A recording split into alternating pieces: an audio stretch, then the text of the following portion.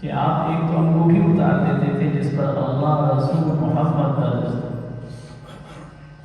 اور دوسرا آپ کی تعلیمات کی یہ بات ہے کہ وہاں زبان سے اللہ کا ذکر نہیں کرنا،